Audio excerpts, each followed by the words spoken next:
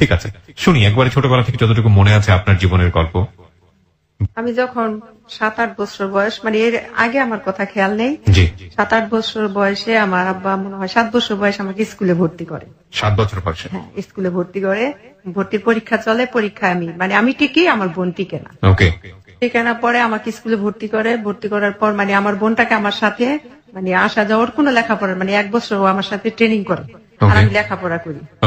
নার্সারিতে ভর্তি, তখন প্লে ছিল না নার্সারিতে। নার্সারিতে ভর্তি হওয়ার পর পরীক্ষা দিলাম, পরীক্ষাতে প্রথম স্থান অধিকার করলাম। যখন মার্কশিট দেওয়া হয়েছে স্কুলে, বাসায় আব্বারে দেখাইছে এবং তার 3 দিন পর মানে অভিভাবকদের একটা চিঠি দেয়, মানে যে ছেলে মেয়েগুলো মেধা তালিকায় থাকে তাদের প্রতি যাতে গার্জেনের একটা গাইড থাকে সেই হিসাবে।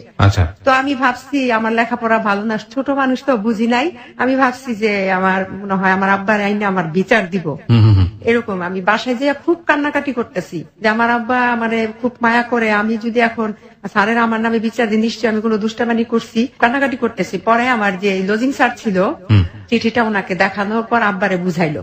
আব্বারে বুঝানোর পরে বললো যে আপনার মেয়ে তো ক্লাসের ফার্স্ট গার্ল, তো সেই হিসাবে হয়তো গাইড হিসেবে গার্জেনকে ডাকাইছে, আপনাকে যেতে হবে। তখন আমার আব্বা কি করছে, আমাকে কোলে নিয়ে কপালে একটা চুমো লাগাই দিছে। দেওয়ার পর বলতেছে তুই আমার সার্থক সন্তান। ওর আব্বু কি করলো, 10 কেজি মিষ্টি নিয়ে গেল স্কুলে। সেখানে সব শিক্ষকদের এবং কিছু ছাত্রদের খাওয়া, ছাত্রীদের। হ্যাঁ, ফার্স্ট হয়েছে। এটা আমি নার্সারি থেকে যখন ক্লাস 1 উঠেছেন। আচ্ছা, কয় ভাই বোন ছিলেন আপনারা? আমরা ভাই বোন ছিলাম 4 বোন 5 ভাই। 4 বোন 5 ভাই। আপনার পজিশন মানে ভাই বোনদের মধ্যে আপনার আপনি কত? আমি সবার বড়। সবার বড় ছিলেন? হ্যাঁ, সবার বড় ছিলাম আমি। তো আমার আব্বা আবার একটু বলে নেই, আমার আব্বা আবার 2টা বিয়ে করছে। আপনি আগের ঘরে না পরের ঘরে? আমি আগের ঘরে। আগের ঘরে, ঠিক আছে। হ্যাঁ, আপনি যেটা বলছিলেন যে স্কুলে মিষ্টি নিয়ে গেছে। তারপর ওইখানে মিষ্টি খাওয়া আসলে এবং গার্জেন সবাইকে ডাকালে আমার আব্বু এখানে কিছু কথা বললো যে আমি তো আমার মেয়েকে গাইড বাসা থেকে গাইড দিব, কিন্তু আপনার একটু খেয়াল রাখবেন যাতে পড়ালেখায় অবহেলা না করে। সেখান থেকে আসলো, আসার পর মানে বাসায়ও মিষ্টি নিয়ে আসছে আব্বা। আসার পর আমার মার নাম ছিল সুফিয়া, তো আমার মারে ডাকতেছে সুফিয়া, সুফিয়া দিকা আসছে, আমার মেয়ে ক্লাসে ফার্স্ট হয়েছে। মানে আমার আব্বা মনে হয় আমার কোলেই রাখছে, তখন বলতে এত বড় মেয়ের কি কোলে রাখতে হয়। আমি আমার মার ব্যবহার গুলো বুঝি নাই তখন, এখন বুঝতেছি। তো আমার আব্বা বলতেছে যে আমার মেয়ে যদি 20 বছরের যুবতীও হয় তারপরও তো আমি ওরে কোলে নেব। তোমার মেয়ে পাশ করছে, ভালো হয়েছে পাশ করছে, মানে মিষ্টি সবাই ভাগ করে দিই। তো সবাই দিল, দেওয়ার পর মনে হইলো আমার মায়ে খাইলো না, যার বুকের দুধ আমি 2.5 বছর খাইছি সে খাইলো না, কারণ আমার আব্বা খুব রাগী ছিল এবং আমি আমার আব্বা কেন মিষ্টি খেলো না সেটা আমি বুঝতে পারিনি। ছোট মানুষ, কিন্তু আপনি কিউরিওসিটির জায়গা থেকে এখনো মনে আছে যে মা নিজের মা মিষ্টি খেলো না। আমি বলতেছি ভাই ধাপে ধাপে বললে নিশ্চয়ই আপনি খুব ভালো বলছেন, বলুন। তারপরে আমার আব্বা খুব রাগী মানুষ, আমার আব্বা আমার মনে হইলো মারে মারলো, মিষ্টি খালি না কেন, আমার মেয়ে পাশ করছে তুই খুশি না? মায়ের তো আগে খুশি হবার কথা, তুই তো মা। বলতেছে যে না আমি মিষ্টি খাই না, আমার মিষ্টি খাইলে মানে আমার দাঁতে ধরে। তারপর আমি ক্লাস 1 থেকে এইভাবে লেখাপড়া করতেছি, স্কুলে আসা যাওয়া করতেছি, এইভাবে 5 পাস করলাম। 5-এ আমি 1 হইল রোল নাম্বার। 8-এ যাই আমি বৃত্তি পরীক্ষা দিলাম, আমি ট্যালেন্ট পুলে বৃত্তি পাইলাম। নারায়ণগঞ্জ জেলার মধ্যে সবচেয়ে ভালো ছিল আমাদের গার্লস স্কুল, বন্দর এখনো তার সুনাম আছে। 9-এ আসলাম, ভাইয়া সত্য কথাই বলবো। জি অবশ্যই আপনি সত্য কথাই বলবেন। মানে 8-এর শেষ, 9-এর প্রথম আমি মানে আমার যে আমরা 4-5টা বান্ধবী একসাথে স্কুলে যেতাম। তো আমাদের বাসাটা ছিল একটু দূর, মানে বাসা থেকে আসার পথেও 4 জনের বাসা। তো ওদের বাসা থেকে যাইতাম, যাওয়ার পর মানে আমার এক বান্ধবী ছিল রোকসানা, মাহফুজা, ঝিলু। তো ওদের বাসায় যখন যাইতাম, তো আমার বান্ধবীর চাচার বন্ধু ওই বাড়িতে আসা যাওয়া করতো, তো আমাকে দেখতো। কি নাম ছিল ওনার? ওনার নাম ছিল লিয়াকত আলী। লিয়াকত আলী আপনাকে দেখতো? হ্যাঁ, আমাকে দেখতো। তো পরে কিভাবে যেন বান্ধবীর সাথে বা বান্ধবী চাচার সাথে এই ব্যাপারে বলছে যে মেয়েটাকে আমার খুব ভালো লাগছে। তো মেয়েটার বাসা তো আমার পাশের বাসা, মানে আমার শ্বশুর বাড়ি, আমার বাবার বাড়ি আগে, শ্বশুর বাড়ি একটু দূর, মানে 10 টাকা রিক্সা ভাড়া পরে যেটা হয়েছে। তো মেয়েটাকে আমার ভালো লাগছে, তো মেয়েটার আমি ভালোবাসি এভাবে বলছে। বলার পরে তা আমার বলছে পরে আমি কি ভালোবাসা কি বুঝি না, ভালোবাসা আবার কেমন? আমার বান্ধবী বলে সিনেমাতে দেখোস না ভালোবাসা করে নায়ক নায়িকারা, তো আমি ওইটা ভালোবাসা? আমার আব্বা আমার মাইরা লাগবে, আমার আব্বা আমার মাইরা লাগবে, আমি ভালোবাসা করতাম না। তো ভাইয়া এই ফাঁকে একটা কথা ভুলে গেছি। যখন আমি ক্লাস 7-এ পড়ি, স্কুলে একটা 21শে ফেব্রুয়ারি উপলক্ষে ভাষা আন্দোলনের উপলক্ষে একটা অনুষ্ঠান হয়। তো সেখানে আমি একটা মানে গান করছিলাম, দেশাত্মবোধক গান। ভাই যে ধনধান্যে পুষ্পে ভরা আমাদের এই বসুন্ধরা। আমি যদি ভুল না করে থাকি তাহলে এটা ডিএল রয়ের গান। আচ্ছা হ্যাঁ, বলুন। তারপরে ওই গানটা গাইতাম, গাওয়ার পরে আমার আব্বা ছিল স্টেজে, আর আমি এই শ্রোতাদের মাঝে চেয়ার নিয়ে বসছে। তো আমি যখন ওই গানটা গাইছিলাম, গাওয়ার পরে ওইখানে আমি প্রথম স্থান অধিকার করি। তখন পেছন থেকে আমার আব্বার পেছনে যে চেয়ারের লোক ছিল তারা বলছিল যে আব্বারের নাম নিয়ে যে আবুল মিয়ার তো পয়সার অভাব নাই, যাক মেয়েরও কণ্ঠসুর ভালো আছে, মেয়ে দিয়েও শিল্পী বানায় মেয়েরও মানে পয়সা ইনকাম করতে পারবো। ঠিক আছে, এই কথা বলার পরে আমার আব্বা, আমি স্টেজ থেকে নামলাম, নামার পর আমার আব্বা বলতেছে, বাসায় আনছে যে মা আমি তোমাকে একটা কথা বলি, তুমি আজকে থেকে আর গান গাইবে না। ওহো, বাবাই কথা বললো। তখন কি আমার আব্বা বলছে গান গাইতে মানা করছে, আমি গান গাইবো না। আপনি গান গাওয়া করে দিলেন? করবো না। তো সেখান থেকে ভালোবাসার কথা শুনে আপনি যেটা বললেন যে না না আমার আব্বা মেরেই ফেলবে। না, আমার আব্বা মেরে লাগবে যদি শুনে যে আমি কারোর সাথে কথা বলছি, কারোর সাথে মানে প্রেম করি। প্রেম বুঝলাম, ভালোবাসা বুঝলাম, পিরিত তখন পিরিত বলতো, লাইন বলতো, ভাইয়া লাইন বলতো, লাইন বলতো। আমার মানে আমার আরো 24 বছর আগের কথা তো। লাইন বলতো, মানে ছেড়ি লাইন করে বা পিরিত করে। লাইন যদি আমি করি আমার আব্বা আমার মেরে লাগবে, আমি না। হ্যাঁ, তাইলে তো হ্যাঁ তোর অনেক পছন্দ করে। তাই ভাইয়া কিভাবে যেন ওই বাড়িতে আমি আসতাম, উনি আমাকে দেখে রাস্তায় একটা টেলার ছিল, সাথী টেলার, ওইখানে আমি জামা কাপড় বানাইতাম। তো ওই টেলারে বসে থাকতো, আমি না লোকটার দেখে, লোকটা আমাকে দেখে হাসতো, আমিও হাসতাম। লিয়াকত? হ্যাঁ। তো লোকটা দেখতে খুব সুন্দর ছিল। আমি পিকচার নিশ্চয়ই আপনার চেয়ে বয়স অনেক বড়? আমার চেয়ে বয়সে মানে ব্যবধান আছে 18 বছর। ও মাই গড, অনেক। কিন্তু বোঝা যায়নি। তো আপনার ভালো লাগতো? আমার ভালো লাগতো। তখন কি করছে, সে আমাকে একটা চিঠি দিচ্ছে, আমার বান্ধবী দিয়া চিঠি দিচ্ছে, বলছে যে আমি তোমাকে পছন্দ করি, আমি তোমাকে ভালোবাসি, তোমাকে আমি অনেক পছন্দ করি, আমি তোমার বিয়ে করবো এবং তোমার সাথে আমি প্রেম করবো না, কিন্তু তোমার বাবার বাড়িতে, তোমার বাবার কাছে আমি প্রস্তাব দেবো। এইভাবে চিঠিটা লিখছে। লেখার পরে জন বলছে যে বাবার কাছে প্রস্তাব দিব, তাইলে তো আমার বাবা আমার আরো মেয়েরা লেগে, এইভাবে বলতেছি।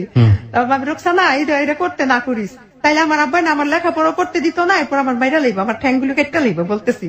বলার পরে বলতেছে যে আচ্ছা ঠিক আছে। ও উনি আবার কি করছে, আমার এক খালাম্মা ছিল, মানে ওনার বিয়াই, আর আমার হচ্ছে আমার মা তার বোন ডাকছে।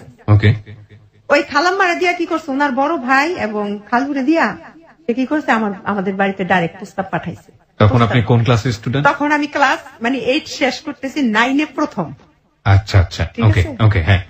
তো প্রস্তাব দিল, আমার আব্বা কি বললো যে না আমার মেয়ে এখন বিয়ে দিব না, আমার মেয়ের আমি ডাক্তার করবো। তো এই দিক থেকে কি করছে, লজিং যে টিচার গুলো ছিল, ওই টিচার থেকে একটা টিচার ছিল, ওনার বাসা হচ্ছে কুমিল্লা, উনি দেখতে খুব সুন্দর, শিক্ষিত, বিয়ে পাস। আমার দাদির কাছে বলছে যে আপনার নাতনির আমি বিয়ে করবো। এটা কি আপনার বাবাকে বলেছে? এটা আমার বাবাকে বলে নাই, কিন্তু আমার আব্বা খুব লোকটারে খুব পছন্দ করতো এবং সেই হিসাবে মানে গ্রামের ছেলে চাকরি করছে, সে আবার কি করছে সংসদে পিওনের পোস্টে চাকরি দিচ্ছে। আচ্ছা আচ্ছা, ওকে। তারপর দেওয়ার পরে ওইখানে হলো তো প্রস্তাব দিচ্ছে, প্রস্তাব দেওয়ার পর আমার দাদি রাজি, কিন্তু আমার আব্বা বলতেছে যে না। এইদিকে আবার ওইখান থেকে ওই যে লিয়াকত যে ওনার বাসা থেকে আবার ওনার বোন আসছে, মানে রাজি না আব্বা। আমার আব্বু বলতেছে যে না, আমি ওই এলাকায় যদি মেয়ে বিয়ে দিতে হয় আমি অন্য জায়গায় বিয়ে দিব, এই এলাকায় দেবো না। আচ্ছা, না দিবই না। এদিকে আপনি যে লিয়াকতের কথা বলছিলেন, উনি তো বিদেশ থেকে ফিরে এসছে। আচ্ছা, উনিও কি আপনাকে তখনও বিয়ে করতে চাইতো? তখনও। আচ্ছা আচ্ছা, তারপরে করছে কি, উনি আবার বিয়ের প্রস্তাব দিতেছে, উনার ভাই বোন সকালে আসে, বিকাল আসে, রাতে আসে। আব্বা মানে একেবারে বিরক্ত হয়ে গেছে। আর এদিক দিয়ে মানে আব্বা আমার কি বলতেছে, তাহলে মেয়ে মনে হয় এদিকে আমার মনে হয় মেয়ে মনে হয় দুর্বল আছে, নাহলে আর বারবারে কেন আসে, আমি না করে দিই, তারা কেন আসে। তখন আমার আব্বা আমারে কি করছে, একটা রুমে নিছে, বাড়িতে আমার 4-5টা রুম, ওই রুমে নিয়ে আমারে কয় কি তুমি বাইরে যাও, আমি আমার মেয়ের সাথে কথা বলবো। তখন আমার আব্বা আমাকে বললো, মা তুমি আমার কাছে সত্য কথা বলবা, তুমি কিন্তু তোমরা 10টা ভাই বোন, ওই 9টা কিন্তু আমার ছেলে মেয়ে না, তুমি আমার মেয়ে, তুমি আমাকে বলবা যে ওই হাজী সাহেব আলীর ছেলেরে কি তুমি পছন্দ করো। এটা কি মানে আমার আব্বা লিয়াকতের কথা বলছে? লিয়াকতের কথা বলছে। আচ্ছা আচ্ছা। তখন আমি আব্বারে কিছু জড়াই ধরে কান্না করে দিলাম, আব্বা আমি ওই লোকটারে পছন্দ করি, মিথ্যা কথা বলতাম না। তুমি কি জানো ওই এলাকায় আমরা বিয়ে, ওই এলাকার খুব আমরা নিন্দা করি, ওই এলাকায় বিয়ে দিব না আমি তোমারে।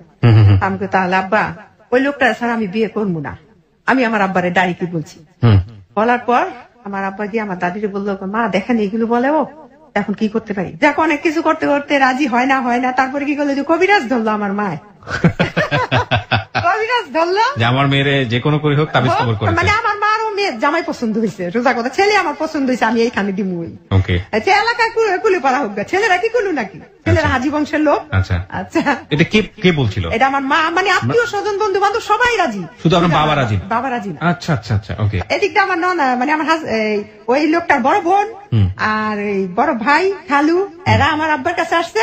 আর এই দিকটা কবিরাজের তাবিজ দিয়েছে, ওই তাবিজ আমার একটা চূড়ায় ধোয়া শিখাই দিছে। ওই ধোয়া পরে হিটার ছিল ভাই, আগে হিটারে রান্না বাড়া করতো, আগে গ্যাস ছিল না আমাদের বাড়িতে, ওই যে কারেন্টের হিটার, ওই হিটারের মধ্যে কি করছে বলছে যে হিটারের মধ্যে তাবিজটা ফালাই দিতে। তো আমি কি করছি, ধোয়া পরে একটা ধোয়া শিখাই দিছে, ওইটা হিটারের মধ্যে আমি কিন্তু তাবিজটা ফালাইছি, মানে তাবিজটা জ্বলে পুড়ে ছাই হবে আমার আব্বা বলবে। আচ্ছা, ঠিক আছে, ঠিক ভাই পরীক্ষিত একদম। তাবিজটা পড়া শেষ, আমার আব্বা বলছে ঠিক আছে যান, আপনারা এরকম করতেছেন, আমি বিয়ে দিব, কারণ মানুষের মনে কষ্ট দেওয়া ঠিক না। Very interesting. দিল। তারপরে আমার ননাসের জামাইয়েরা সবাই আসলো, আমাকে দেখতে আসলো। তখন মানে এইভাবে করতে 9 থেকে মানে 10-এ উঠলাম, ক্লাস 10-এ। 9 থেকে 10-এ উঠলেন? 10-এ উঠলাম। তো ওই সময় কি আপনার বিয়ে শাদীর ব্যাপারে রাজি হয়ে গেল আপনার ফ্যামিলি? হ্যাঁ, বিয়েটা কি হলো? হ্যাঁ, বিয়েটা হলো। তখন ক্লাস 10-এ না 9-এ? ওই ছেলেটার একটা স্বপ্ন ছিল, আমার কোনোদিন সে ভাগায় বিয়ে করবে না, আর আমার একটা স্বপ্ন ছিল আমি কোনোদিন ভাইগা বিয়ে বসবো না, যদি বিয়ে করতে হয় তাহলে গার্জেন নিয়ে করবো, সামাজিকতা বজায় রেখে করবো। আচ্ছা আচ্ছা, এটা ছিল আমার ভিতরে। ওকে, তার মানে আপনি 9 থেকে যখন 10-এ উঠলেন তখন ওদের বাসা থেকে লোক আসলো, আসার পরে ননাসের জামাইয়েরা সবাই আসলো, ভাই বোন। আয়সা কি করলো, ভাই আমার দেখা বলে কোন ক্লাসে পড়ো, অ্যাড্রেস লেখো। লিখতে গেলাম, লেখছি, কিন্তু হাত কাঁপতেছিল তখন। লেখার পর তারপরে ননাসের জামাই কি করলো, আমারে ওই ওনার বড় বোনের জামাই, যেটা যে ঢাকা লালমাটিয়া কলেজের সাথে ওনার বাড়ি, তো উনি আমাকে কি করলো 2000 টাকা দিল। 2000 টাকা দিল, দেওয়ার পরে যে আমি তো তোমার বিয়েটা খেতে পারবো না, আমি 3 দিন পরে বাহিরে কুয়েত চলে যাচ্ছি, আচ্ছা, তোমাদের প্রতি শুভকামনা থাকবে। ঠিক তার 5 দিন পর শুক্রবার আসলো, আসার পরে মানে বিয়ের ডেট, ওকে, বিয়েটা হইলো। হওয়ার পর তার ওনাদের বাড়িতে ওনারা চলে গেল। তারপর আমারে কি করলো, ওইখান থেকে শুক্রবারে বিয়ে হইলো। অনেক ভাই বিয়ে হয়েছে তো ঠিক, কিন্তু ওই লোকটার কাছে তো আমি যাই না, দেখলেই শরম করে, দেখলেই হাসি পায় আর শরম করে, আমি যাই না। আমার আব্বা, মানে আমার আব্বা চায় যে জামাইয়ের কাছ থেকে একটু দূরে থাকবে, কিন্তু আমার মা, আমার তো 2টা মা ছিল, 2টা মা, আমার ফুফু, আমার দাদি, আমার ভাবি, যার জ্যাঠতো ভাইয়ের বউ ছিল যারা, তারা চাইতো যে জামাই আসলে যান না কেন। আমার তো লজ্জা করে, আমি আর সামনে কি যাব, মানে আমি পছন্দ করছি, বিয়ে হয়েছে, এই লজ্জায় আমি আর সামনে যাই না। পরে উনি কি করছে, ওই সোমবার দিন আসলো, ওদিন চলে গেল। সোমবার দিন আমাদের বাড়িতে কি ওনার ভাবিরে পাঠাইছে আমার ইন্ডিয়া। তখন ভাই সিনেমা, নতুন বিয়ে হইলে শালা সম্বন্ধীর বউ নিয়ে সিনেমা দেখতে যাইতো নতুন জামাইরা, সিনেমার একটা প্রচলন ছিল তখন। তখন আর সে আমার বলছে যে রেডি হও, মানে উনি রিক্সাতে বসে থেকে ওনার ভাবিরে পাঠাইছে, বোনের জামাইরে পাঠাইছে। তখন আমার আব্বাই দেয়নি, আমার আব্বাই না করতে, ইশারা দিয়ে যাবা না। তো আমিও কি করছি, আর যাইনি, আমি কিন্তু আমার ভালো লাগতেছে না, যাবো না। তো আমার আব্বারে বলতেছে যে সুরাইয়ারা একটু আমাদের বাসায় নিতে চাই, আমাদের বাসায় নিতে চাই। তারপরে আব্বা বলতেছে যে ঠিক আছে যাইবো, মেয়ে বিয়ে হচ্ছে, স্বামীর বাড়িতে যাবো না। আমার দাদি, আমার নানি আমার সাথে, আমার 2টা ভাই বোন আমার সাথে গেছে। তারপরে যাই হোক ওনাদের বাসায় খাওয়া দাওয়া করে বাসায় চলে আসলাম। তার শুক্রবার আসলো, আবার শুক্রবার, সোমবারের পর শুক্রবার আসছে। আসার পরে তারপরে আমার আব্বার কাছে খবর পাঠাইছে যে ওদের নিয়ে শালা শালির সম্বন্ধে নিয়ে, সবাই তো শালা আর শালি, বউরি নিয়ে সিনেমা দেখতে দেবো। আমার আব্বাই রাজি না, না মেয়ের আমি একা ছাড়বো না। তখন আমার 2 ভাই আবার কি করছে, আব্বারে বুঝেছে, এই তুমি যে বিয়ে করছো, তুমি দিয়ে একদিনও মানো নাই, তুমি আমার রাত্রে যাই আমার বাবার বাড়িতে লইয়া করছো, যাইতে আর বাসায় যেতে দাও না। আর এখন ওই বেড়াই বিয়ে করছো, আজ 8 দিন হয়ে গেছে, তুমি বেটার বউর সামনে যেতে দাও, এইটা আবার কোনটা? যাক আব্বার অনেক কিছু বুঝাইছে, বুঝানোর পর আব্বাই রাজি হয়েছে। পরে আমরা গেছি সিনেমা দেখতে। হ্যাঁ, তখন সাবানা ম্যামের একটা ছবি ছিল অন্ধবিশ্বাস, দেখলাম, দেখা বাড়িতে চলে গেলাম। বাড়িতে চলে গেলাম পরে রুমে নিয়ে বসাইলো। তারপর আমার আম্মাই পিঠা বানাইছে, পিঠা উঠা দিল। খাওয়ার পরে কি করলো, ওই আমার আব্বাই গিয়া হাতে করে একটা লুঙ্গি নিয়ে গেল। হ্যাঁ, লুঙ্গি নিয়ে আমার হাজবেন্ড দিল, কেন ওই লুঙ্গিটা পরো, আব্বা আমি বাসায় চলে যাবো। তো আরে মিয়া যায় ওনে, শ্বশুর বাড়িতে মেসে বিয়ে করলে 2-1 দিন থাকে না, যাক ওইখানে থাকলো। লুঙ্গি টুঙ্গি পরার পরে রাত্রে কথা টথা হইলো। আমার দাদি, আমার নানি আমার সাথে ছিল, আমার ভাবি ছিল, এদের 2টা পর্যন্ত কথা হলো। 2টার পর উনিরা বাসায় চলে গেল, যার বাসায়। তারপর ওনার সাথে আমার কথাবার্তা হওয়ার পর ভাই এক সময় মানে ওনার সাথে আমার মানে স্বামী স্ত্রীর যে ব্যাপারটা ওইটা হইলো। তখন আমার বয়স 15 বছর। পড়াশোনা তখনও করছেন? হ্যাঁ, পড়াশোনা হইতেছে। আচ্ছা, তারপরে এইভাবে কাটলো অনেকদিন। কাটার পর অনেকদিন, কি 22-25 দিন, হ্যাঁ 26 দিনের দিন আমার এখনো মনে আছে। 31 তারিখে বিয়ে হয়েছে, জানুয়ারি 1992, যা 31শে জানুয়ারি। আর উনি বাহিরে গেছে 26শে ফেব্রুয়ারি, মানে সৌদি আরবে চলে গেল আবার। ছুটিতে আসছে 1 মাসের 42 দিনের ছুটি। ওকে, তারপর উনি বাহিরে চলে গেল। উনি বাহিরে গেছে পর আমি যে এত কান্না করছি ওদিন, তারপর এয়ারপোর্ট গেলাম, যা উনার বাহিরে চলে গেল। যাওয়ার পর তখন আমি আর বাচ্চা কোনো কনসেপ্ট করি নাই, কিচ্ছু না। বাচ্চা হইলো না, তখন উনি গেল গা। উনি যাওয়ার পরে ফোন দিল যে আমি ভালোভাবে করছি, এভাবে চিঠি আনানোর কথাবার্তা সবকিছু হইলো। হওয়ার পর উনি বিদেশ থেকে আসলো 2.5 বছর পর, বিয়ের পর ভাইয়া, 2.5 বছর পর, 2.5 বছর পরে আসলো, সৌদি আরব থেকে আসলো। তখন এই ফাঁকে আমি ম্যাট্রিক পাস করলাম। পাস করার পর আব্বু আমাকে কলেজে ভর্তি করলো। কলেজে ফার্স্ট টার্মিনাল পরীক্ষাটা আমার দেওয়া হলো, ফার্স্ট ইয়ার ভর্তি হইলাম। উনি 2.5 বছর পরে আসলো। আসার পর তখন আমার আসার পর উনি কি করলো, স্বর্ণ গয়না দুনিয়ার কিছু লইছে, এর হিসাব ভাই আমি দেখতে খুব সুন্দরী ছিলাম। আচ্ছা যাই হোক, পরে ভাইয়া উনি আইসা আমাকে কলেজে, স্বামী আসছে বিদেশ থেকে, আমি 3-4 দিন বা 8 দিন কলেজে যাইতাম না। 15 দিন হয়ে গেল আমার কলেজে যেতে দেন। কলেজে যেতে না, আমার আব্বা বলে মা তুমি কলেজে যাবে না। আমি কই না, আমার না করে কলেজে যাওয়া লাগতো না, কলেজ গেলে তোমার নলেজ বেশি বাইরে যাবো, এত পড়ালেখা করে তুমি কি করবা। আব্বা যে বুঝটা দিত ওই বুঝটাই মানতাম, আমার হাজবেন্ড যেটা দিত ওইটাই মানতাম। আব্বার আমি আব্বা থাক, আমার না কলেজে যেতে না করে, ঠিক আছে মা তোমার ইচ্ছা, কিন্তু লাইফটা তুমি লস করলা। ওহ ভাইয়া, এর মধ্যে আমার মনে হয়েছে আরেকটা কথা, লাইফটা যখন লস করলা, আমার যেদিন গায়ে হলুদ, ভাইয়া এই কথাটা আমার মনে নাই, আমার আব্বার কথাটাই লাগছে। আমার গায়ে হলুদের দিন আমার আব্বা হলুদ নিয়ে আমার কপালে ভাবে দিতেছে, দিয়ে বলতেছে, আমার হাজবেন্ডের সাথে আমার বয়সের অনেক ডিফারেন্স, বলতেছে যে মা তুমি তো বিয়ে করলা ঠিক আছে, কিন্তু তোমার সংসার কইরা সাপ মিটবে না, এই কথাটা বলছে। বলার পর আমার মা কি করছে, আমার আব্বারে ধাক্কা লাগাইছে, তুমি কি কাও মুখ দিয়ে এগুলো ভাইয়ারে, খেয়াল করছো যে আমার বয়স কত, আমার মেয়ে মাত্র 15 বছর। তখন মনে হয় লোকটার বয়স 32 বা 33 এরকম। যাই হোক, পরে ওই আমার আব্বা প্রথম বছর কলেজে যাওয়া বন্ধ হইলো। বন্ধ হওয়ার পর আমার প্রথম বাচ্চা, প্রথম 3টা ছেলে, আমার প্রথম ছেলেটা আমি কনসেপ্ট করলাম। কলেজ ছেড়ে দিলেন? হ্যাঁ ছেড়ে দিলাম। আসার পর 1 মাস স্বপ্ন শেষ হয়ে গেল, ডাক্তার হওয়ার স্বপ্ন ছিল শেষ, শিল্পী হওয়ার স্বপ্ন শেষ, শিল্পী হওয়ার স্বপ্ন শেষ। হ্যাঁ, কিন্তু খুব ইচ্ছা ছিল ডাক্তারের চেয়ে বেশি শিল্পী হওয়ার ইচ্ছা ছিল, সত্যি কথা। তারপরে ওই কলেজে বন্ধ করলো। তখন আমার 1 মাস পরে আমার মাথা টাথা ঘুরে খাওয়া দাওয়া করতে পারি না। তখন নারায়ণগঞ্জ সদরে আমার মহিলা ডাক্তার দীপা ইসলাম, ওনার কাছে নিয়ে আসলো, প্রসাব টেস্ট করাইলো, করা বলে যে বাচ্চা পেটে, কনসেপ্ট করছে আপনি প্রেগনেন্ট। যাক, প্রথম ছেলেটা এইভাবেই সংসার খুব সুখে শান্তিতেই কাটলো। এর মধ্যে আমার হাজবেন্ড যখন বাচ্চাটা পেটে দিয়ে উনি আবার বাহিরে চলে গেল। যখন বাচ্চাটা প্রেগনেন্ট হইলাম তখন উনি আবার ওই যে ছুটি শেষ 42 দিনের গেল গা। আসলো 3.5 বছর পর, আবার আসার পর আইসা দে ও বাচ্চা 3.5 বছর, প্রায় 4 বছরের হইলো। হওয়ার পর আবার 42 দিতে ছুটি। প্রথম বছর 2.5 বছর, খেয়াল করবেন ভাইয়া, 2.5 বছর, দ্বিতীয় বছর 3.5 বছর, কয় বছর হইল? 6 বছর। হ্যাঁ, আসার পরে থাকার পরে আবার দ্বিতীয় বাচ্চাটা কনসেপ্ট করলাম। তো এর মধ্যে যখন উনি বাহিরে ছিল, আমি আবার এনজিও যে পশিকা ছিল, পশিকাতে আমি একটা জব করতাম। হ্যাঁ, ওইখানে জব করলাম। ওই জবটা প্রায় 15 বছরের মতো আমি করছি, 13-14-15 এরকম বললাম। এই ফাঁকে স্বামী বিদেশ থাকে, মার কাছে আমার ছেলে থাকে, আমি একা বসে থাকবো, লেখাপড়া যখন হইলো তো একটা জব করি। হ্যাঁ, পশিকাতে আমি জব করলাম কৃষি কমিটিতে মহিলাদের নিয়ে। হওয়ার পরে উনি আসলো, আসার পরে দ্বিতীয় বাচ্চা কনসেপ্ট হইলো। কনসেপ্ট হওয়ার পরে 42 দিনের ছুটি আবার গেল না। সরকারি চাকরি করতো তো 42 দিনের বেশি ছুটি পাইতো না। যাওয়ার পরে দ্বিতীয় বছর আসছে 7 বছর পরে, 7 বছর পর দ্বিতীয় বাচ্চা হওয়ার পরে, সে যে বাচ্চা যখন আমি কনসেপ্ট করছি, দ্বিতীয় ছেলেটা তার 7 বছর পর আবার আসছে বিদেশ থেকে। মাই গুডনেস, এটা তো গ্যাপ, এত বড় গ্যাপ। আপনি কিছু বলতেন না, যোগাযোগ করে বলতেন? বুঝতাম না তখন, আমি এতই ছিলাম না, বুঝি নাই তখন। কি ভাইয়া, সত্যি কথা, যেটা বাইরে থেকে একটা গয়নাগাটি আনতো, ভালো লাগতো দেখতে, বাইরে থাকলে ভালো, তখন একটা মনে হচ্ছে বাইরে থাকাই ভালো। হ্যাঁ, বাইরে থাকা ভালো। আবার মাসে 5-10 হাজার টাকা দিছে, হাত খরচ টাকা পাইতাম, এইগুলো বুঝি নাই যে টাকাই যে সবকিছু না, এখন বুঝি, তখন বুঝি নাই। তারপরে 7 বছর পরে আসলো। আসার পর আমার আব্বা তখন জীবিত, তখন বলতেছে যে এইভাবে তো স্বামী সংসার হয় না, তুমি খেয়াল করছো বিয়ের পরে 25 দিন, তারপরে 2বারে 42 দিন, তো কতদিন তুমি সংসার করলা, হিসাব করো তো মা। উনি বাইরে থেকে আসবে 3 দিন আগে, তুমি একটু হিসাব করছো, তুমি এবার আসলে বলবা যে আপনার কাছে আমি থাকতাম না, আপনার ভাত খাইতাম না, আমি আপনার কাছে থাকতাম না। কে বলে দিল আপনাকে? আমার আব্বা শিখাই দিল। হ্যাঁ, আপনার কাছে থাকবো না, আপনার ভাত খাইতাম না, কিনা আপনি যদি বাহিরে যান। ঠিক আছে, 3 দিন পর আসলাম, 3 দিন আগে বললো। আসার পরে সকালবেলা আসছে, আসার পরে বাসায় গেছে সকালবেলা 5টা বাজে এয়ারপোর্টে অ্যাটেন্ড করছে।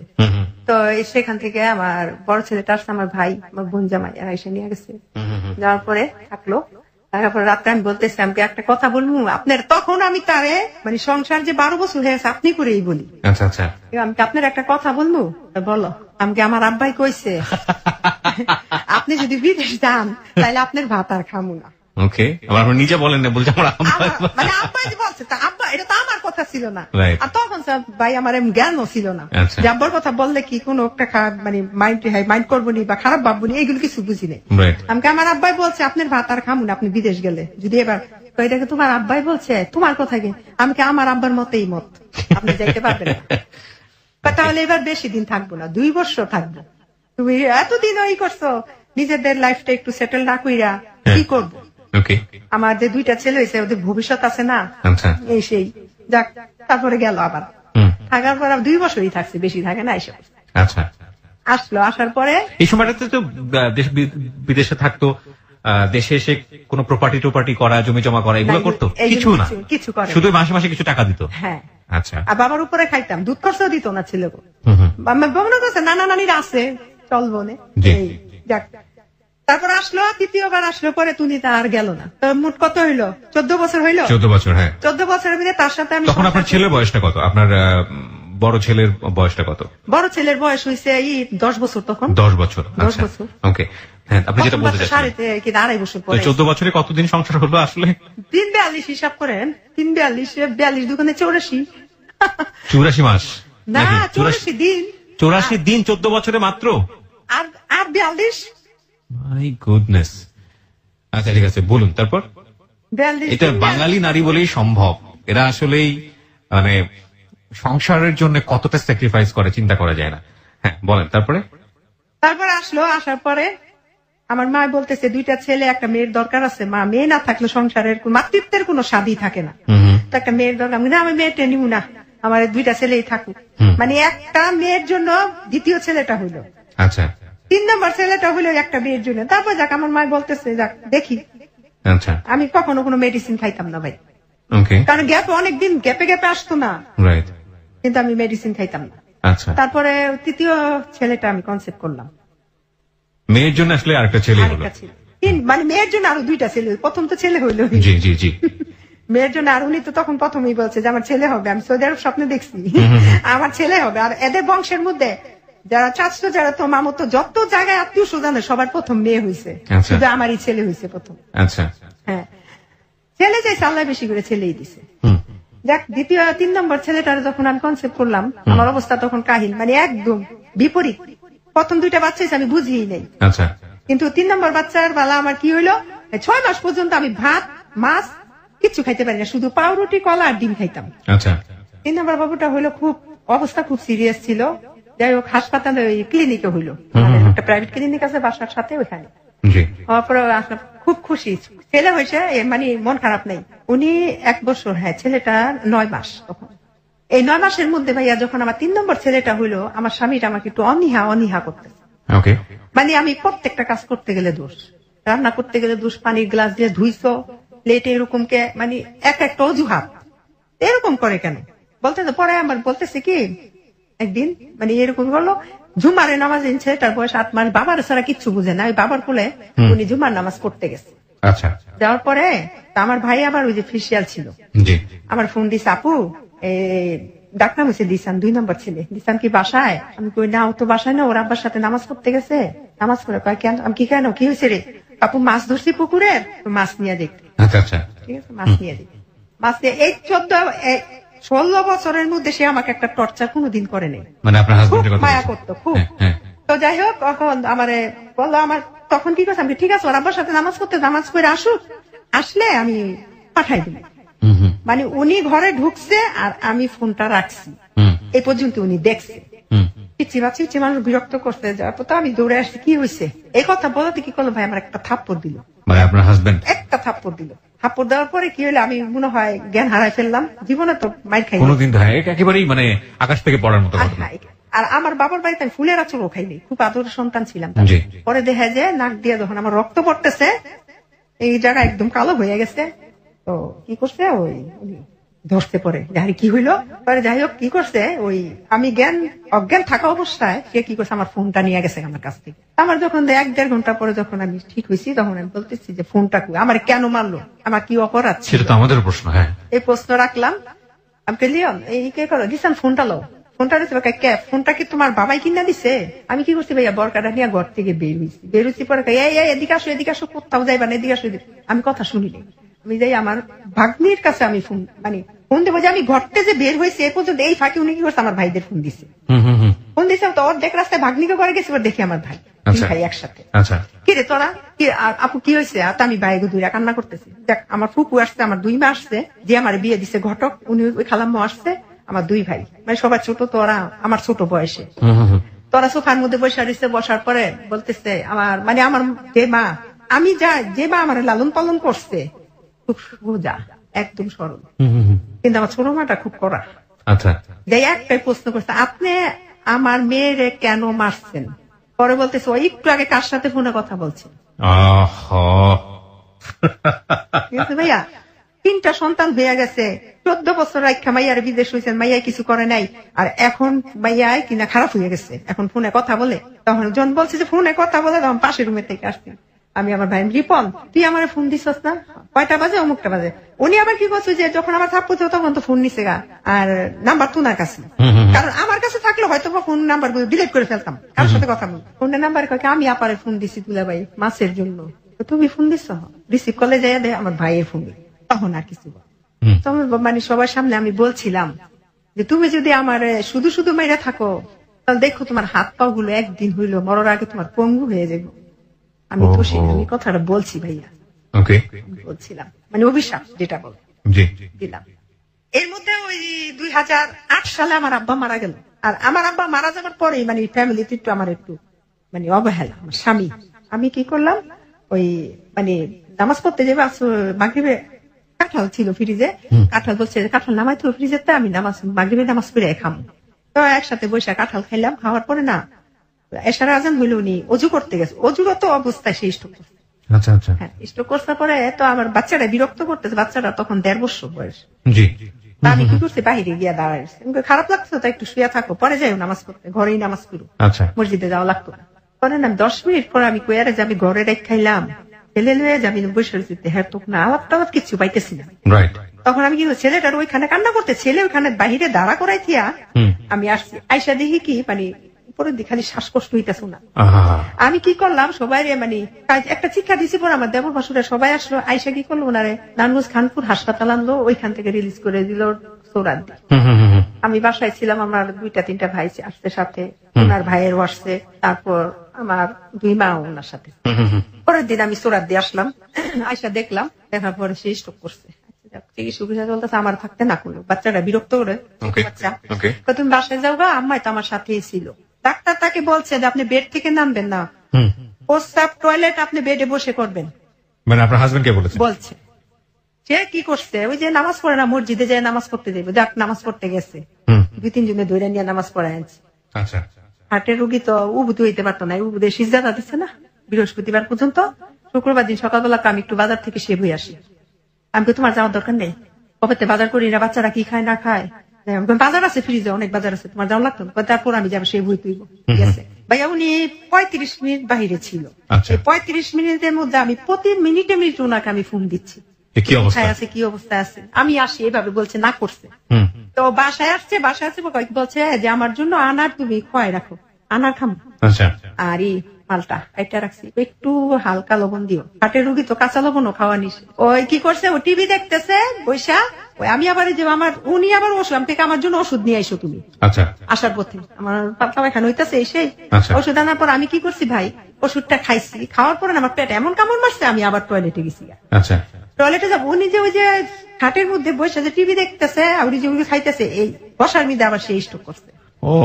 আমি আসছি, আইসা আমি ওই পাশের রুমে আর যেতে পারি না, আমি এই রুমে শুয়ে রয়েছি, আমার শক্তি নাই। কতক্ষণ পরে 15-20 মিনিট পরে আমি খাইতে দিলাম, খাইলো কিনা দেখি তো, যাই দেখি বসার মধ্যে সে স্ট্রোক করছে আবার।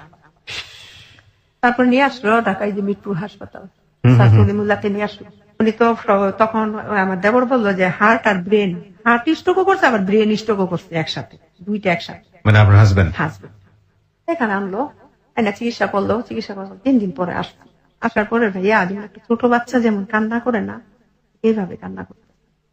আমার মানে বড় ভাই গেছে, ছোট ভাই, বড় 2 ভাই গেছে, এই সবার সামনে জড়াই ধরে আমার কান্না করতে। মানে ভাইরা দেখলো যে বউর সাথে জড়াই কান্নাকাটি, ভাইরা আবার বাইরে গেছে। আমার বাচ্চাটা কিন্তু তখন 1.5 বছরের বাচ্চাটা, এই পিচ্ছি বাচ্চাটা এখনো ওর বাবার কথা বলতে পারে ভাই। এখন আমার কয় কি, ওই যে নার্স সিস্টার বসে থাকে ওইখানে রিসেপশনে গেছে, যাইছে পরে বলতেছে যে আপনি, এরা বলে বলছে যে আপনি এটা কিভাবে, বলছে ভাই উনি তো বাঁচবে না, জুলুম গেলে 10 থেকে 9 দিন, 9 থেকে 10 দিন বাঁচবে। আমার বাচ্চাটা শুনছে ওর আব্বাই মারা যাওয়ার পরে আমার বলছে, পরে ওর আব্বারে ওইখানে আমি থাকলাম, আমার মারে আর বোনেরে পাঠাই দিলাম, এতদিনে হয়ে গেছে, তুমি যাও বাসায় যা গোসল করো গা, আমি আর আমার আরেকটা বোন গিয়ে আমার সাথে থাক। তো বাসায় নিলাম শবে বরাতের দিন 2011 সাল, মনে আছে জুলাই মাসের 16 তারিখে বাসায় নিলাম। 16 তারিখ রবিবার দিন ছিল, সন্ধ্যাবেলা, হ্যাঁ শবে বরাত সন্ধ্যা সন্ধ্যি বাসায় গেছে, অ্যাম্বুলেন্স দিয়ে বাসায় নিয়ে গেল, সব আত্মীয় স্বজন সবাই গেল দেখতে। দেখার পরে শবে বরাতের দিন থাকলো। এর পরের দিন দুপুর বেলা খাওয়া দাওয়া করলো। আমার মানে এমন একটা অবস্থা যে 3 দিনের মধ্যে সে যে এখানে যে হাসপাতাল থাকতাম আমার মানে কাছেতেই সরতে দেয় না, তুমি আমার পাশে থাকবা। আমার হাসপাতাল বলে কয় তুমি আমার বাচ্চাকে দেখতে পারবে না। আমি কই কি বাচ্চাকে কোনো মায় দেখতে না পারে, আমি এই দেখা ওই দেখা, যখন আমি থাকবো না তখন তুমি পারবা না, এই কথাগুলো বলতো। আমি কি জানো এই একটা অসুস্থ হইল না, আমি মানে বুঝ দিতাম, কিন্তু সবাই জানে যে উনি মারা যাইব, আমার ছেলেরাও জানে, শুধু আমি জানি না, ভাই আমারে কেউ জানায়। তারপরে আমার বলতেছে ডাকতে পারবো না বাচ্চাদের, হ্যাঁ পারবো, তুমি বিদেশ ছিল, তুমি কি বাচ্চাকে পালছো, পারলে তো আমি পালছি, আমার মায় পালছে, তুমি তো খালি একটা করে জন্ম দিয়ে বিদেশ চলে গেছো, আমি এই তো পালছি। না এই থাকা না, আমি তো ওই থাকা ছিল আশার, আর এই থাকা তো না থাকা মানে আমি আর আসবো না, এভাবে বলতো। ধরো এগুলো বললো না তো। হাসপাতালে বাসায় নিয়ে আসলাম, বাসায় সুন্দর ভালো 2 দিন ভালো। 3 দিনের দিন দুপুর বেলা উনি তো মনে করেন এক সাইড অবশ হয়ে গেছে, অবশ হয়ে গেছে, বাম সাইডটা পুরা মানে এমন স্বাস্থ্যবান ছিল, লম্বায় ছিল 6 ফুট 2 ইঞ্চি। আচ্ছা, দেখতেও চেহারা খুব সুন্দর ছিল, মানে আমাদের এলাকায় এত সুন্দর দেখিনি আমি। আমার প্রত্যেকটা স্ত্রী আছে তার স্বামী সুন্দর, কিন্তু আমার স্বামী শুধু আমার কাছে সুন্দর না, এলাকাবাসী যারা যারা সবাই ছিল সুন্দর ছিল, খুব ভালো ছিল, ও খারাপ ছিল না, ভালো ছিল। কিন্তু লাস্টে যে 1 বছর আমার সাথে এগুলো বিহেভ গুলো করছে, হয়তো মারা যাবো আমার কাছ থেকে মোহব্বত ছুটানোর জন্য হয়তো বা করছে, খুব ভালোবাসতো আমায়। তারপর আমি দুপুর বেলা শুয়ে রয়েছি, ওর আব্বা শুয়ে রয়েছে, তো আমি এই ফাঁকি কি করছি, কি খাইবো, কাঁঠাল বিচির ভর্তা বানাইবা সাদা কইরা, মরিচ দিবা, ঠিক আছে, আর ইলিশ মাছ দিয়া পেঁয়াজ দিয়া ভুনা করবো। হ্যাঁ তো খাওয়ার নিষেধ সবই, হ্যাঁ খাইতে মনে চায়।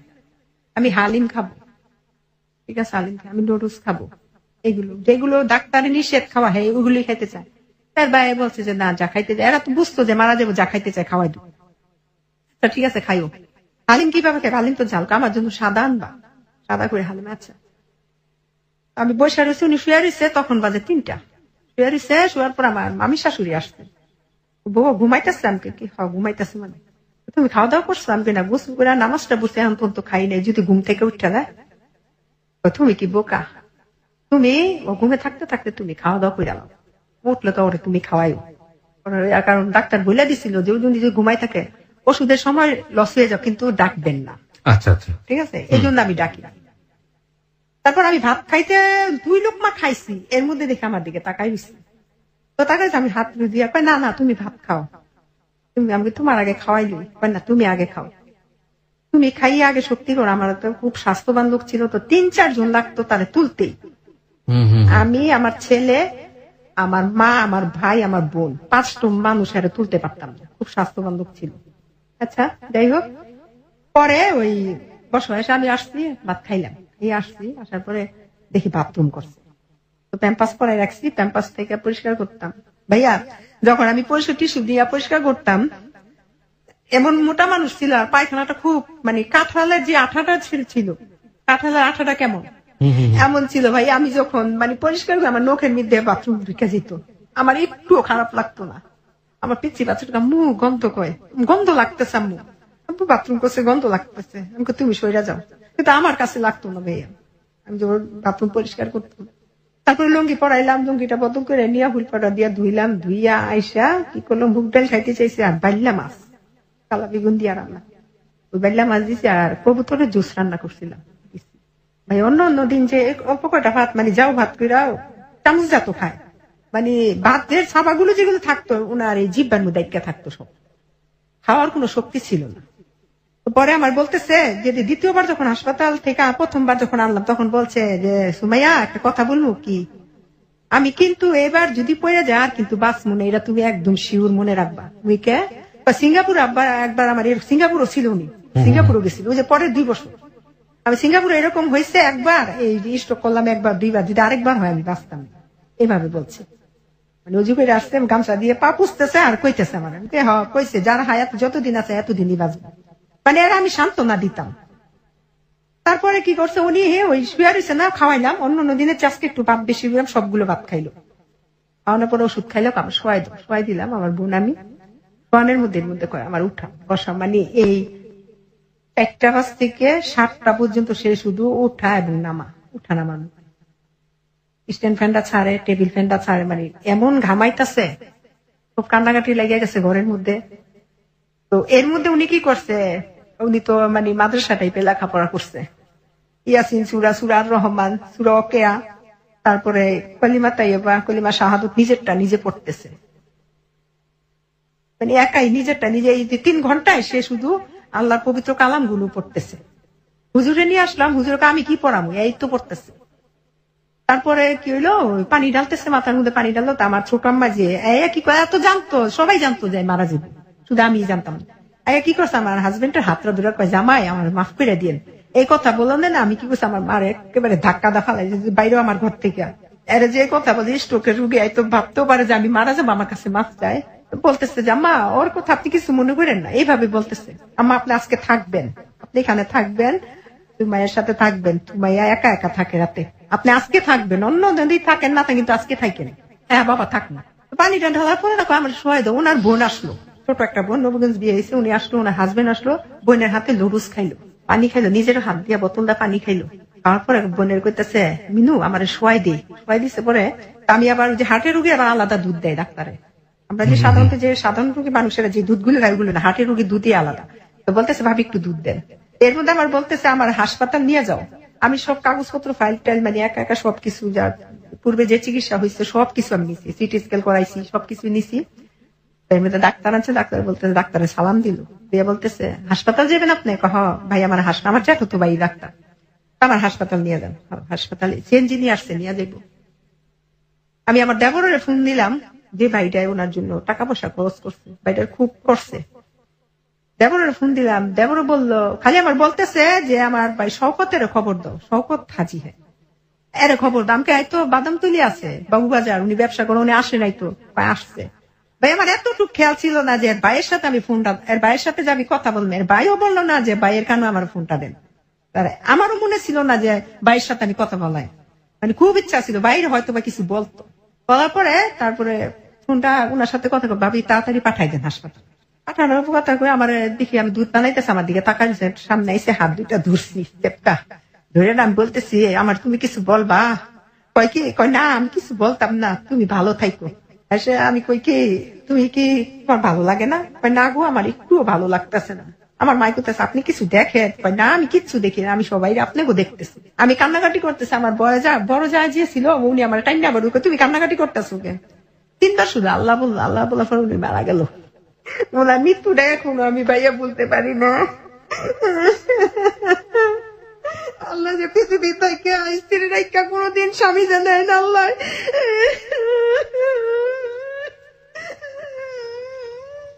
আমার অনেক ভালোবাসতো, অনেক অনেক প্রেমের গল্প শুনেছি এই হ্যালো ইট 920 করতে গিয়ে, অনেক গল্পের মুখোমুখি হয়েছি, কিন্তু আজকে যে গল্পটা শুনলাম সেটা টোটালি স্পিচলেস। একটা মানুষ আপনি চিন্তা করেন ভালোবাসা বোঝে না, প্রেম কি বুঝে না, তার আগে একটা মানুষকে শুধু ভালো লাগা, তার চাইতে এত বড় বয়সে বড় একটা মানুষকে বিয়ে করা, 14 বছরের দূরত্ব, 14 বছর দেশের বাইরে থাকলো, মাত্র কয়েকদিনের জন্য তাকে কাছে পাওয়া, হাতে গুনে কয়েকটা দিন, এবং সেই মানুষটাকে যখন সে পেল তখন আসলে সংসারে বছর খানেকের জন্য, একটা বছরের জন্য, এবং সে একটা বছরের একটা নির্দিষ্ট সময় পর্যন্ত সে অসুস্থই থাকলো, এবং সে অসুস্থ, কত ভয়াবহ রকমের অসুস্থ, নিজে হাতে বাথরুম পরিষ্কার করা, এবং সেই মানুষটার চোখের সামনে মরে যাওয়া, তার জন্য আজকের এই 8920 তে আসা জীবনের গল্প নিয়ে। ওকে, যেখানে আমরা ছিলাম, সুমাইয়া বলুন। তারপর উনি ইন্তিকাল করলো, করার পরে তারপরের দিন সারা রাত ছিল বাড়িতে। মারা যাবার 5 মিনিটের মধ্যে ওনারা ঘর থেকে বের করে ফেললো, আর সাথে সাথে অনেক বৃষ্টি হইলো, অনেক। তারপরের দিন সকাল 9:30 বাজে ওনার জানাজা হইলো। যখন মারা গেছে, এর যখন বেঁচে ছিল, ওনার আপন বড় বোনের জামাই, মানে ভাগ্নিস জামাইয়ের সাথে ব্যবসা করতো। ওই যে এক্সপোর্ট ইম্পোর্টের গার্মেন্টস এর যে এক্সেল গেঞ্জি গুলো ছিল, ওগুলো বাহিরে পাঠাইতো। সে তখন দুবাই চলে গেল। আমার হাজবেন্ডের যে কিছু পুঁজি ছিল, প্রায় 10.5 লক্ষ টাকার মতন, এই টাকাগুলো সব নিয়ে গেছে, যে ব্যবসা করবো আর আপনার বাইরে নিয়ে আসবো। সে চিন্তায় ভাই স্টপ করছে। এর মধ্যে উনি থাকাকালীন ওনার বোনের জামাইয়ের নামে মানে মামলা করছে, ওই ভাগ্নি জামাইয়ের নামে ভাগ্নির নামে। আচ্ছা, উনি পেতো টাকাটা কে পেতো আসলে? আপনার তিনজনে মিল্লা ব্যবসা, যৌথ ব্যবসা করতো। আচ্ছা, আপনার হাজবেন্ডের কাছ থেকে টাকাটা পেতো? হ্যাঁ, টাকা না নিত, নিয়ে গেছে। মানে আপনার হাজবেন্ডই টাকাটা পেতো? হ্যাঁ, পেতো, কিন্তু টাকাটা তুলতে পারেনি। না, আচ্ছা, গেছে গা বাহিরে, আর কোনো যোগাযোগ রাখেন, এই চিন্তাই করছে। আর বোনের সাথে সম্পর্ক নষ্ট হয়ে গেছে। আপন বড় বোন ভাই মারা গেছে, আসছে নেই, দেখতে আসে নেই, পাশাপাশি বাড়ি। আর আমার হাজবেন্ড আমার হাসপাতাল থাকতে বলছে যে আমি যদি মারা যাই, তুমি কিন্তু মামলাটা ছাড়বা না, ধরে রাখবা। আমার বইলা গেছে। 12 দিন পরে ওইখানে মানে ওই যে কবরস্থানের সার্টিফিকেট, সনদপত্র, মৃত্যু, এগুলো চেয়ারম্যানের সার্টিফিকেট সবকিছু নিলাম, নিয়ে এগুলো আমার এক মামারে দিয়া ওই কোর্টে পাঠাইলাম। ওইখানে মানে জানাইলো যে উনি মারা গেছে। 16 দিনের মাথায় তারিখ পড়ছে, তখন নিছে 3 রোজা। আচ্ছা, 16 দিনের। আমি গেছি কোর্টে, আমি তো বাদী, কাঠগড়াইতে আমাকে দাঁড়াতে হবে। আমি আবার 3টা বাচ্চা নিয়ে কাঠগড়ায় দাঁড়াইছি। ম্যাজিস্ট্রেট আমাকে জিজ্ঞেস করে আপনার নামটা যেন কি, এভাবে বলছে। তখন আমি ম্যাজিস্ট্রেটকে বলছিলাম যে স্যার, আমার নামটা তো আপনার ফাইলেই আছে, মানে এর একটা চরম বেয়াদবি হয়ে গেছে। তখন আমার মাথা ঠিক ছিল না যে তার ফাইলে আমার হিসাব, তার ফাইলে নামটা আছে, সে কেন আমাকে নাম জিজ্ঞেস, আর আমার উকিল তো নাম বলতেই আছে। একথা বলবো, ম্যাজিস্ট্রেট একটু মুচকি হাসি দিল। তো শেষ, আবার তারিখ দিল, আসলাম, আসতেছি। আসার পরে ম্যাজিস্ট্রেটের যে পেশকার থাকে না, ম্যাজিস্ট্রেটের সাথে দাঁড়ায় যে মামলা সংক্রান্ত বিষয়গুলো জানায়, ম্যাজিস্ট্রেট তো কিছু বলে না। ওই পেশকার আমার পিছনে আমার ডাক্তারছে, আপু আপু আপু। তখন আমাকে প্রশ্ন করলো লোকটা, আপনার জীবন সম্পর্কে আপনি কি ভাবতেছেন? জীবন সম্পর্কে কি ভাবতেছেন? আচ্ছা, আমি কি ভাববো? জীবন সম্পর্কে আমি কি ভাবতে পারি? ভাবার মালিক তো আল্লাহ। আপনি এত ইয়াং, আপনি ছেলেদের নিয়ে থাকবেন, হ্যাঁ থাকেন, ঠিক আছে। মানে সে আমাকে এমন কিছু ইঙ্গিত দিতে চাইলো যে আপনি পরবর্তীতে বিয়ে করবেন কিনা, বা ভাবনা আছে কিনা। বিয়ে করবেন কিনা সে আমার হয়তো কিছু বলতে চাইছে, আমি তাকে প্লেস দিলাম না। ঠিক আছে, আমি ভাই আমার সময় নাই, 1:30 বাজে গেছে, আমার খিদা লাগছে, আমি বাসায় যাবো, আমার বাচ্চারা কান্দো। ওই আইসা বুঝছি, ঠিক রাত 10টা বাজে আমার একটা ফোন আসলো। আর ওই যে কোর্টে যে ফাইল আছে, ফাইলের মধ্যে তো আমার ফোন নাম্বার দেওয়াই আছে। ফোন দিল পরে সে সালাম দিলাম পরে বলতেছে কেমন আছেন? আমি কে? পরিচয় দেন। পরিচয় দিলাম, আমি আপনার সাথে কথা বলবো। অপরিচিত মানুষের সাথে কি আপনি কথা বলেন না? আমি না, হ্যাঁ বলতাম, কিন্তু আমার হাজবেন্ড মারা গেছে আজকে 16 দিন, আমার ওই মন মানসিকতা নাই, আপনি ফোন রেখে দেন। বললাম, মানে এই কথাটা বলে আমি ফোন কেটে দিছি। পরে আমার মা জিজ্ঞেস করে কে? আমি কে যেন ফোন দিছে, কেমন আছে, এগুলো জিজ্ঞেস করতেছে। পরে আবার ফোন দিছে। পরে আমি কে? আপনার বললাম যে আমি এখন কথা বলতে পারবো না, আমি সারাদিন রোজা রাখছি, আমি এখন কোনো কথাবার্তা কিছু বলতে পারতাম। আবার দিছে, পরিচয়টাকে খুব জানা দরকার। আমি হ্যাঁ অবশ্যই, অপরিচিত লোকের সাথে আমি কেন কথা বলবো, আমি আরেকজনের স্ত্রী। পরে বলতেছে, তখন সে আমাকে পরিচয় দেয় আমি কিনা হক। তারপরে বলছি, তখন আমি বলছি, স্যার আপনি আমাকে ফোন দিচ্ছেন? হ্যাঁ, আপনার সাথে আমার কথা আছে। কি কথা বলেন স্যার? আমি ঘুরাই ফিরে নাড়াচাড়া কিছু বলতে পারি না। আমার খুব ভালো লাগছে, আমার ওয়াইফ মারা গেছে 1 মাস 20 দিন লিভার ক্যান্সারে, আমেরিকাতে মারা গেছে। আমার সংসারে একটা ছেলে একটা মেয়ে আছে। তোমার 3টা ছেলে আমি দেখছি, আমার ছেলে মেয়ে 2টা তুমি নিবা, তোমার ছেলে মেয়ে 3টা আমারে দিবা, আমি তোমার বিয়ে করি। আমাকে স্যার এখন তো আমি কিছু এই বিষয়ে আমি কোনো কথা বলতে পারবো না, 40 দিন পর আপনাকে জানাবো। তারপর বলতেছে ঠিক আছে 40 দিন পর। এর মধ্যে ভাই 40 দিনের মধ্যে সে আমার সাথে প্রতিদিন 3 থেকে 3.5 ঘন্টা রাতে কথা বলতো। আমি ভাই তার সাথে কথা বলতাম ভয়ে, যদি তার সাথে উল্টাপাল্টা কোনো আচরণ করি, তার হাতে আমার মামলাটা ব্যতিক্রম করে ফেলে। আমি তার সাথে সবসময় ভয়ে কথা বলতাম। বলার পর উনি আমাকে কি করছে, ওই 40 দিনের 3.5 ঘন্টা 4 ঘন্টা কথা 40 দিনে একটা মানে দোয়া মাহফিলের আয়োজন করছি ওনার জন্য, ওনার নামে মাগফিরাতের রুহের মাগফিরাতের জন্য। সে আবার কি উঠছে রাতে ফুটেছে, আজকে 40 দিন শেষ হয়েছে। তখন বলতেছে যে আপনি আমাকে রেজাল্ট দিবেন। আমি কই ভাই আপনার একটা, এতদিন তো বলছি স্যার, আজকে বললাম ভাই দেখেন আমার 3টা শিশু সন্তান, যদি মেয়ে হইতো আমি একটু বিবেচনা করতাম, ছেলে আমার এই 3টা সন্তান যে মানে সুসন্তান হবে আমি কোনো গ্যারান্টি দিতে পারি না। আমি ভাই বিয়ে টিয়ে করতে পারতাম। আপনি স্ট্রেটলি জানাই দিলেন? হ্যাঁ। এই কথা বলার পরে সে আমাকে মনে করেন অনবরত মনে করেন প্রতিদিনই ফোন দিত, মানে ওনার অফিস টাইম শেষ করে আমার ফোন দিত। আমি ভয়েই কথা বলতাম, তারপরও ভয়ে বলার পর সে আমার সাথে 3.5 মাস কথা বলছে। বলতে বলতে যখন যেদিন লাস্ট রাত, সেদিন 4.5 ঘন্টা শুধু আমি কথা বলছি। এই 3.5 মাস সে আমার সাথে সে কথা বলে গেছে, আমি মানে 2-1টা কথা বলছি। আর সেদিন আমি তারে কথা ফিনিশিং দিচ্ছি, কথা তারে বলতে দেইনি। আমাকে আপনি অনেক কথা বলছেন, এবার আপনি শুনবেন, আমি বলবো। অনেক কথা বলার পরে তাকে আমি বলছি যে অনেক অনেক কিছু বলছি ভাইয়া তার ফিরানোর জন্য। তারপর বলছি, লাস্ট উনি বলছে যে জীবনে যদি কখনো প্রয়োজন হয় আমার নাম্বার একটা নক করবা, আমি তোমার পাশে দাঁড়াবো। তখন আমি বলছি জীবনে আপনার কাছে আমি নক করবো কখনোই না, এই মুহূর্তে আপনার ফোন নাম্বারটা আমি ডিলিট করে ফেলি। আসলে ভাই ডিলিট করি নাই, আমি কখনোই আপনাকে ফোন দিব না, আপনি আমাকে কখনো ফোন দিবেন। গেল এই পর্যন্ত। আমার হাজবেন্ড যে চলার একটা সেফটি ছিল, ব্যবসাতে ওনার টাকা ছিল, হ্যাঁ 2 লাখ টাকা ছিল। সেই 2 লাখ টাকা ওইখান থেকে আমার প্রতি মাসে 8 থেকে 9,000 টাকা মাসে দিত।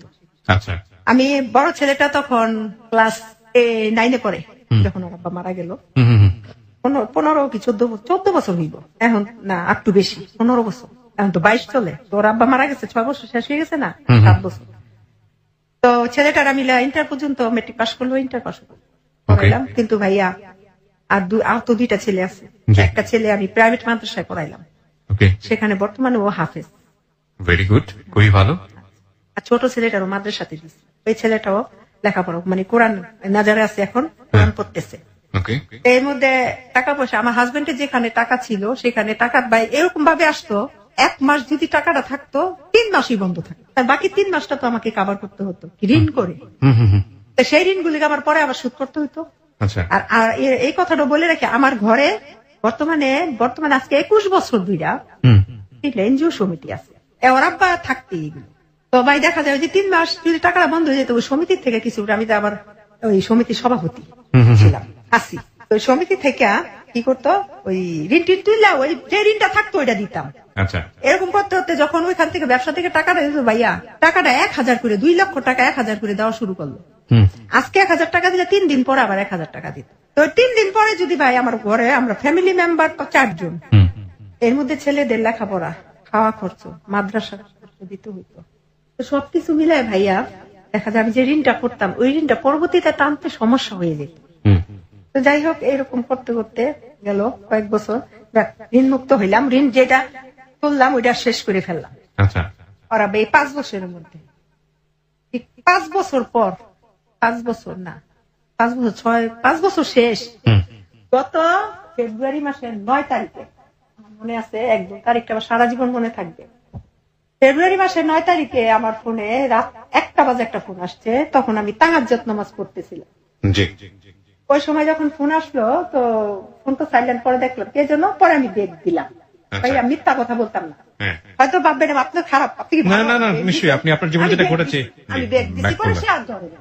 আচ্ছা আমাকে একটু বলেন, একটু ইন্টারাপ্ট করি আপনাকে। সেটা হচ্ছে যে আপনি আপনার স্বামীর যে মামলাটা ছিল ততদিনে কি অবস্থা, ওটার মামলাটার অবস্থা হইলো শেষ পর্যন্ত ওই কিভাবে যেন ওরা বিবাদী পক্ষ উকিলের টাকা পয়সা দিয়ে, আমার উকিলের টাকা পয়সা দিয়া, আমি তো টাকা পয়সা দিতে পারিনি, দিয়া কি করলো ভাইয়া খারিজ করে দিছে মামলা খারিজ করে ফেলেছে।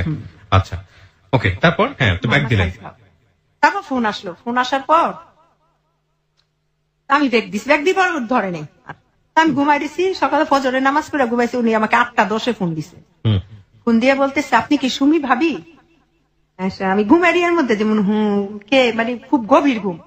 তখন বলতেছে যে কিনা আমি তানভীর আহমেদ সুমন, আমি গতকাল রাতে এয়ারপোর্টে অ্যাটেন্ড করে আমি ভাবি আপনাকে ফোন দিছি, আপনি ফোন রিসিভ করেন নাই, তো ভাই কিছু মালামাল দিছে নিয়ে যায়। সেই বন্ধু ঘুমেচান রেখে দিছি। পরে আমি বলতেছি ভাই আপনি কারে দিচ্ছেন, রং নাম্বার রেখে দিছে। 10টা বাজে উনি কি করছে আমাকে, আমি আর দেবরের ঘরে গেছি, বাইরে যাবো টাকা পয়সার বিষয়ে কথা বলতেছে, ওখানে গেছি পরে ওইখানে আমার একটা ফোন দিছে উনি নাম্বার থেকে। ফোন দেওয়ার পরে উনি কি করছে আমাকে বলতেছে, আপনি কে, আমাকে রাতেও ফোন দিচ্ছেন, সকালবেলাও ফোন দিলেন, এখনো ফোন দিলেন, আমি আপনাকে না বললাম যে এটা রং নাম্বার, আপনি কেন ফোন দিচ্ছেন?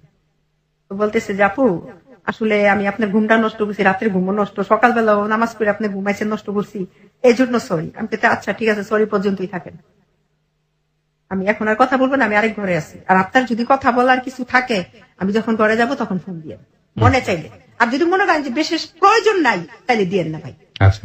বললে আমি ওই ঘরে ভাই ঠিক 10 মিনিট পরে সে আমাকে আবার ফোন দিছে। ফোন দেওয়ার পরে ফোন দিতে আছে। আর এর মধ্যে ভাইয়া কি হয়েছে, ওই যে আমার মার ঘটনাটা বলি। আমার বয়স বর্তমানে 38 বছর। এই 37 বছরের মধ্যে আমি জানতে পারি নাই যে আমি তাদের পালিত সন্তান। কারণ আমার আব্বা প্রতাপশালী ছিল, সবাই মানে এক নামে ভয় করতো না, মানে ওনার নাম শুনলে বাঘে মশে এক লগে পানি খেত, এত মানে ভয়ে কেউ বলে নাই। এটার বলার আবার কারণ মাঝখানে কি হয়েছে, আমার রোজার মধ্যে আমার ভাই খাওয়া দাওয়া করতে পারি, শুধু পানি খেয়ে 1 মাস আমি রয়েছি। ফিরে খাওয়া দাওয়া করতে পারি, জন্ডিস হয়েছে নি, জন্ডিসের মাথা ধোয়াইলাম, হাত ধোয়াইলাম, কিছু হইলো না। তো এর মধ্যে কবিরাজ বাড়িতে গেছি, ওইখানে গেছি পরে বলতেছে আপনার শুকনা বান মারছে। আমার ভাই আমার ওজন ছিল 78 কেজি গত 1.5 বছর আগে, বর্তমান আমার ওজন 52 কেজি। আমার বান মাসে তারপর চিকিৎসা করাইলাম পরে রাত্রে 12টা বাজে, একটু বলে মানে কথাগুলো বলতে আমার খেয়াল নেই, 12টা বাজে উনি কি করছে, ওই কবিরাজ আমার ওই 3 রাস্তার মোড়ে গোসল করতে দিচ্ছে, মায়ের মাটিটা হাড়ি পাতিল ভাঙতে দিচ্ছে। আমি একা গেছি ঘর থেকে, আমার ছেলের আমার সাথে যেতে চাইছে, আমি না তোমাদের আসার দরকার নেই। আমি গেছি, যাওয়ার পরে ভাইয়া ওইখানে আমি নদীর মধ্যে রাত 1:45 বাজে 3 রাস্তার মোড়ে গোসল কইরা যে ধুতি ছিল ওইটা আবার ইট বাইন্দা নদীর মাঝখানে যাইয়া ফালাইছি। গোসল করে আসলাম পরে এই 8 দিন পর্যন্ত আমার মা আমার একটা দিন দেখতে আসেনি। আমার মায় ঘরে আমার বোনের নিয়ে রাতে 12টা বাজে বাসায় চলে গেল। 8 দিন পরে কি করছে, আমার জন্য পুঁই শাক নিয়ে গেছে, গাছে বাড়িতে গাছ লাগাইছে, শাকগুলো রাখ, চিংড়ি মাছ লিয়ে গেছে, চিংড়ি মাছ দেখাইছে। আমি না তোমার বাড়ির কিছু খাইতাম না। কি হয়েছে, আমি কই আমার এত বড় একটা আমি হইলো, তো তুমি এই একদিনের মধ্যে একদিন আমার তুমি দেখতে আসলা না, আবার আমি একা গোসল করতে গেলাম, তুমি তো আমার মা, কেউ না গেল তুমি বলতে পারতা, তুমি তো বয়স্ক মানুষ, আমি তো এমনি না করতাম। আসলে মা এখন না মনে হয় কি আমি তোমার পেটে হই নাই, আমার মুখ দিয়ে আইসা করছে। মানুষ আমার সন্তানেরা বলে না যে এর আদর করে, আমার আদর করে না, এইভাবে তো বলে। আমি তো ওই হিসাবে তো সন্তান হিসাবে অধিকার খাটায় কথাটা বলছি, আমি তোমার পেটে নয়, সত্যি কথাটা বলছে, আসলে তুই আমার পেটে হস না। এই প্রথম বললো কি আমি তার পেটে, তাহলে আমার বাবা মাকে, আমি ভাবছি কি জোকস করতেছে। পরে বলতেছে তুই বিশ্বাস করস না, একদম সত্যি কথা, তুই আমার পেটে হস নাই, তোর আব্বা আমার ঘরে সন্তান হইয়া মারা যায়, তখন তোরে পালক নিয়ে আসছে, তাহলে আমার বাবা মাকে। এই কথা ভাই বলছে, অনেক কান্নাকাটি হয়েছে, মারে যাইয়া কি করছে, আমি গলার মধ্যে টিপ লাগে, তাহলে বলো আমার বাবা মাকে, জানি না, কয় না। গেছে গা মা, যাওয়ার পর আমার ফুপিরে খবর দিছি, আমার ফুপি আসছে, আসার পর ফুপিতে জানলাম যেদিন আমার মার গর্ভে, মানে আমার পালিত আব্বা ছিল আমার মার চাচাতো ভাই বোন, আর আমার আব্বার জন্মদাতা যে পিতা ছিল উনারে কি করছে, আমার আব্বা পালিত আব্বা কাস্টমে চাকরি দিছে, কাস্টমে যে রেলওয়েতে চাকরি দিছে। চাকরি দেওয়ার পর সেই সুবাদে আমার আব্বারও সন্তান হইয়া মারা যায়, আমার ইমার ঘরে সন্তান হইয়া বাঁচে না, 5টা মারা গেছে, মানে আজকে হয় 2 দিন পরেই মারা যায়। সেই সুবাদে আমি আমার মার ঘর থেকে যখন ভাইয়ের সংসারে আলো জ্বালানোর জন্য নিজের সন্তানের আরেকজনের হাতে কি করছে, এটা বিক্রি করে না, টাকা পয়সা নেয় না, স্বামীর টাকা নিছে আমার মা, স্বামীর চাকরি পাইছে না, ওই হিসাবে তো বিক্রি করলো নিজের সন্তান। ভাইয়া আমার মার প্রতি আমার গর্ভধারিণী আমি তো তারে দেখি নাই, মারা গেছে সে, মানে আপনি জানার পর আগে মারা গেছে। হ্যাঁ মারা গেছে, আমার আব্বার 2 বছর পরে মারা গেছে। আচ্ছা আচ্ছা, এতদিন পরে আমার মা, মানে আপনার মাকে আপনি সম্পর্কে কি জানতেন?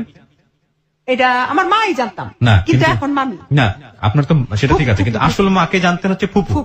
আচ্ছা আচ্ছা, তো সবাই বলতো কি যে আমার মার চেহারা আমার চেহারা নাকি সেম না, আপন ফুফু ছিল একদম, আব্বার চাচাতো বোন রক্তের। ও আচ্ছা, চাচাতো বোন ভাইয়ের সংসারে আলো জ্বালানোর জন্য। অদ্ভুত বিষয় হচ্ছে এগুলো কেউ কোনোদিন ফ্ল্যাশও করে নাই, জানেও না, সেটা না দেখেন আমার স্বামীও জানে, আমার বলে নাই।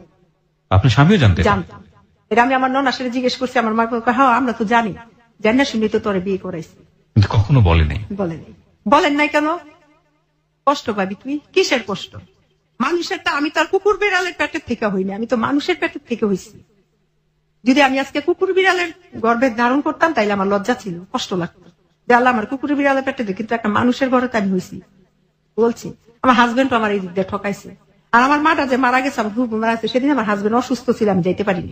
আমার হাজবেন্ড অসুস্থ, আমি তার মারা গেছে ভাইয়া, আমি জানি না সেটা কি রক্ত তো না, আমি তো আমার বাবার রক্ত না, আমি আমার মায়ের রক্ত না, হয়তো গর্ভধারিণী মা। যেদিন আমার ফোন দিছে যে ফুপি মারা গেছে, আমার চোখ দিয়ে না পানি পড়ছে। কেন? শীতের দিন ছিল, আমার মা আমার ঠকাইছে। আমার হাজবেন্ড পরে যে ফোন দিছে যে ও কাঁদতেছে কেন, তখন বলছে যে ওর মা মারা গেছে। তখন এই পাশের থেকে তো শোনা যায়, ওই পাশে তার কি বলে শুনি না। তখন আমি জিজ্ঞেস করছি, উনি জিজ্ঞেস করছে তাহলে আমি কি সুমাইয়ারে নিয়ে আসমু? না, আনার দরকার। আচ্ছা ঠিক আছে। তারপরে আমার মা মারা গেল, তাদের সাথে আমার ভাই বোনদের সাথে যোগাযোগ নেই, কারণ আমি যদি তাদের সাথে এখন যাই, কোনো সময় তাদের আমার পরিচয় হয় না। এখন যদি তারা ভাববে সবকিছু হারাইয়া অসহায় আমাদের কাছে আসছে, পরের কাছে যাব, আপন লোকের কাছে যাবো। তাদের কাছে তার মার যদি, তাদের যদি আপন হইতাম, রক্তের হইতাম, নিজের সন্তানের ভাইয়ের সংসার আলো জ্বালাইতে নিজের সন্তানের বলি দিছে। ভাইয়া একটা আমার ঘরে সন্তান হয়েছে, আমি জানি না। একটা মা যখন সন্তান জন্ম দেয়, আল্লাহ তার পেটে তার সন্তান দেয়, সে দুনিয়াতে আসার আগে একটা রিজিকের ব্যবস্থা করে দেয়। আর ওই সন্তানরা একেবারে চোখ বুঝা 6 মাস তার মায়ের বুকের দুধ খাইয়া বড় হয়। আমার মায় কোনোভাবে দিছে, কোনোভাবে আমার মায় দিল।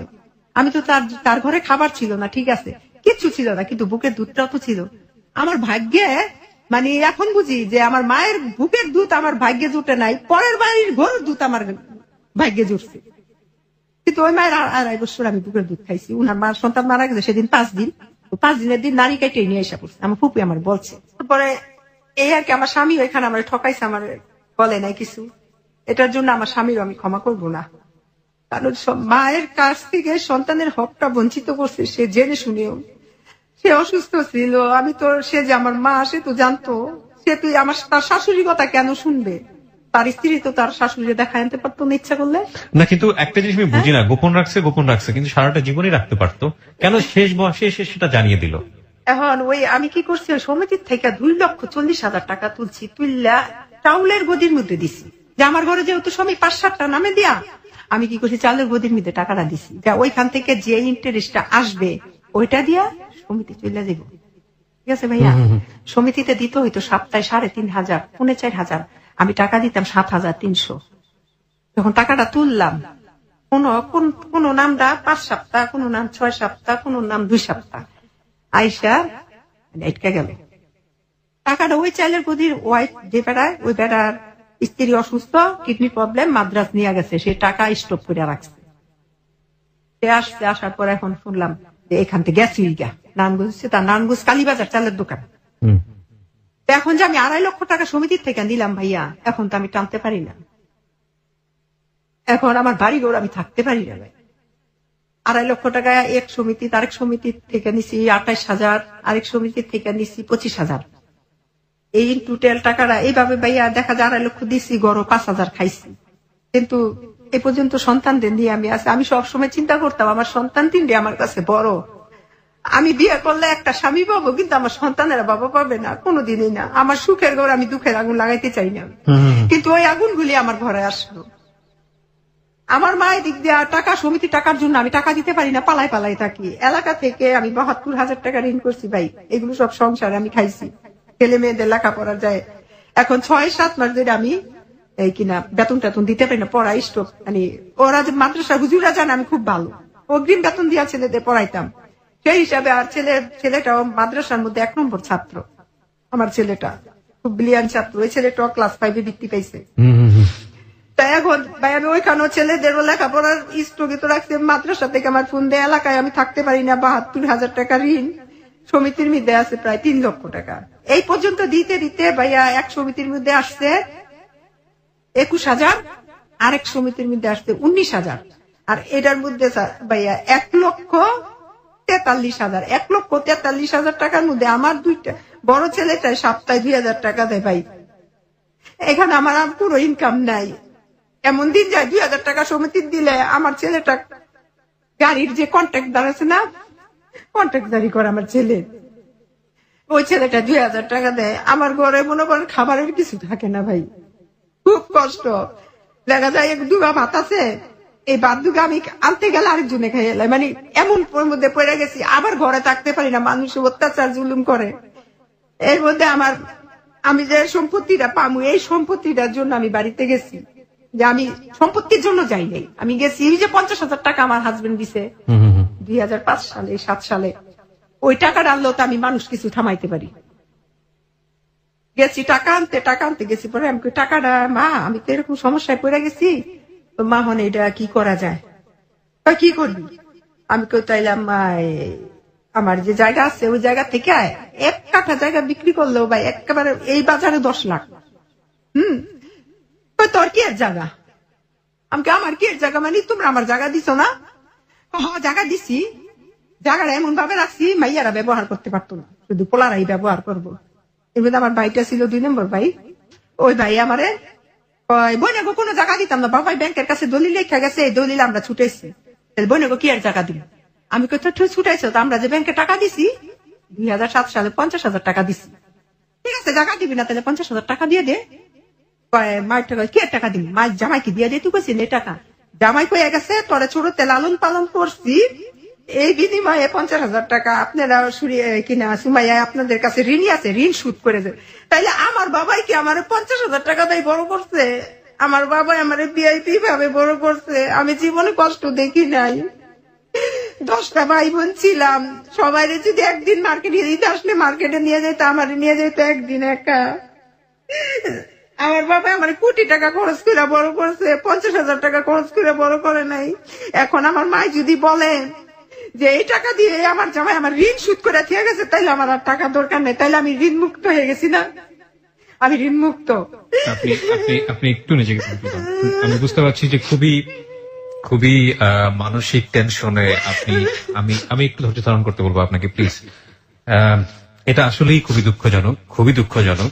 একটা মানুষের সোনালী শৈশব, তারপরে সারাটা জীবন জুড়েই স্যাক্রিফাইস একটা মানুষের জন্য, এবং শেষ বয়সে এসে নিজের বাবার অনুপস্থিতি, নিজের হাজবেন্ডের অনুপস্থিতি একটা বাঙালি নারীকে কতটা অসহায় করে দিতে পারে।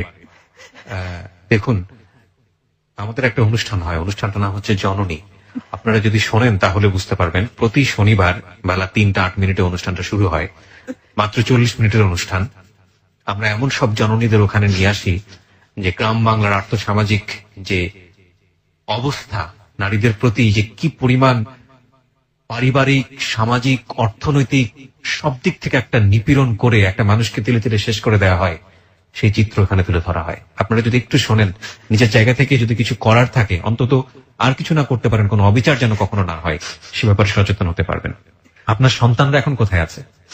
আমার সন্তান একটা গাড়িতে কন্ট্রাক্টরি করে, যে হাফেজ, সেও আয়সা বলছে একটা মোটরসাইকেলের দোকানে দিছি কাজ করতে, কারণ মায়ের ঋণ। আমার সন্তানেরা বলে আমার মারে সবকিছু বলবা, কিন্তু আমার মারে দুশ্চরিত্র বলবা না। এটা তো আপনি অনেক বড় একটা অ্যাওয়ার্ড আল্লাহর কাছ থেকে পেয়েছেন যে নিজের সন্তানরা আপনাকে অনেক লাভ করে। আর ছোট সন্তানটা কি করে? মাদ্রাসাতেই আছে, এখনো মাদ্রাসাতেই আছে। মানে আপনার জন্য সবচেয়ে বড় বাধা যেটা এই মুহূর্তে আমি বুঝি, সেটা হচ্ছে এই এনজিও ঋণগুলো আপনাকে শোধ করতে হবে। আবার পারিবারিক ভাবে এলাকা থেকে ভাইয়া অনেক ঋণ, 72,000 টাকা ঋণ করছি, এই ঋণের জন্য আমি ঘরে থাকতে পারি। এখন আপনার কি এমন কোন প্রপার্টি কিছু আছে যেগুলো আপনি বিক্রি করে? আমার স্বামীর ভিটে বাড়ি ছাড়া ভাই আমার কিচ্ছু নাই। আমি যদি এই ভিটে, আমার সন্তানেরা বলছে মা 1 কাঠা জায়গা বিক্রি কইরা তোমার ঋণগুলো মুক্ত করি, আমি না করছি, আমি বলছি না আব্বা তোমরা এই কাজ করো না। আচ্ছা, আমার কথা একটু শোনেন। সেটা হচ্ছে আপনার স্বামীর ভিটা বাড়িটা কত কাঠার উপরে? 2 কাঠা। মাত্র 2 কাঠা। এটা নারায়ণগঞ্জে কোথায়? নারায়ণগঞ্জ বন্দর ব্যাপারী। বন্দরের ব্যাপারীতে। আচ্ছা, তো আপনি এখন তাহলে ভবিষ্যতে কি চিন্তা ভাবনা করছেন? কিভাবে আপনি সামনের দিনে এই ঋণগুলা শোধ করবেন? কিভাবে কি করবেন? কোনো চিন্তা ভাবনা আছে? আমি হ্যালো 8920 4 বছরের নিয়মিত শ্রোতা, গত 4 বছর ধরে আমি শুনতেছি। জি। আচ্ছা, এখন আমি লিসনারদের বলবো, লিসনার কাছে আসছি ভাইয়া, তারা যদি একটু মহব্বতের সহিত আমাকে একটু হেল্প করে, আমার জন্য দোয়া করে, তাহলে হয়তো বা আমার পরবর্তী দিনগুলো খুব ভালো কাটবে। প্রিয় শ্রোতা, এই ছিল সুমাইয়ার জীবনের গল্প।